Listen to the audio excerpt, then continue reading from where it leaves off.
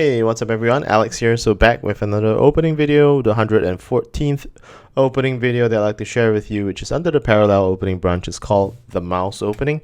It's not really captured in the Zebra or Reversatile application, but it's definitely captured within the Othello quest. So just quickly running through the sequence. So black jumps in and white goes parallel, so definitely this would be an opening that is initiated by white, and of course with black playing the best move and white going to f6, followed by black grouping to d3. That kind of opens up to the mouse opening sequence. So I think if you are playing black and you faced off a white parallel opening, tendency is that, you know, one of the variations that as white you can play is to play towards this, and chances are black will definitely play along this sequence. So I think in terms of follow-up, let's cover c5 first. The typical kind of follow-up is for white to jump into c5, black jump into d6 with this momentary control of along c4 and e6 diagonal, and also c6 to f3 diagonal. So it makes white have to kind of just jump in across to get the centralized shape, and for black, instead of just going f3 and allowing white to kind of compact towards e6, you just take e6 because black has this control of these two, this d5 to e4 diagonal. So there's no way white can kind of cut nicely in between.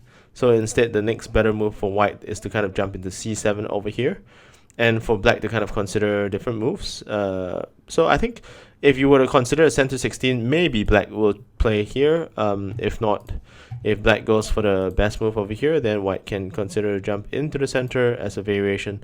So I think in the past, from BCAT or Mr. Ben Seeley from the two-time world champion from America did play this before as, you know, probably like a very short-term experimental thing, I guess. And then black tends to want to go into e7 and white goes in, and this would be kind of the typical play out. And if black were to go maintain into the center, white would jump in, and maybe black would feed off the edge, white feeds off this edge. So this makes this line, this makes this opening rather playable if black were to kind of commit to that move without knowing the best move is g5 over here, which is fairly loud and less intuitive for flipping 3-dis in two different directions, I would say.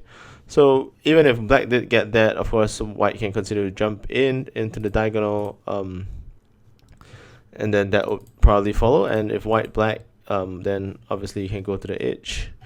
The center wouldn't really work because you allow black to kind of get opening cut back into the center move over there.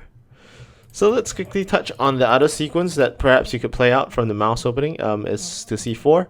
c4, I think it's standard to kind of like expect black to go into f3, and I think I've seen Japanese players play this sequence before. So this is the general sequence, and white followed by white, black cutting into the center, and white jumping over here instead of this move. I think this move is fairly easy for black to counter, but it seems like white would then play to c6. I think I've seen Cheese Chan, which is who is a 7-dan player, Japanese player on Othello Quest, play this opening before.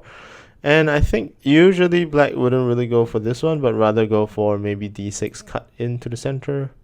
So that's rather defensive. So I think this sequence could probably work as a surprise factor as white parallel branch. And the other opening move over here is to just simply go into e2 directly.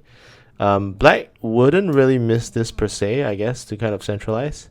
And then you can see there are a couple of -6 moves and not too bad other move variations. So I would say parallel opening, if you are somebody who is willing to kind of go to up to a -10 reading, you would have quite a lot of options to kind of variate over here, and you can probably consider studying these lines and trying to make this opening work. But of course, if black were to kind of variate away early from d3 and, you know, play his other options, it might be a little bit more difficult without sufficient preparation, I guess. So it's something probably worth exploring. So yeah, you know, if you wanted to throw in a surprise factor, as I said, parallel opening is something that is relatively higher risk, but at the same time, not many people study this opening, so you can consider this as part of your strategy perhaps. So if you like this opening, please go ahead and use it in your game.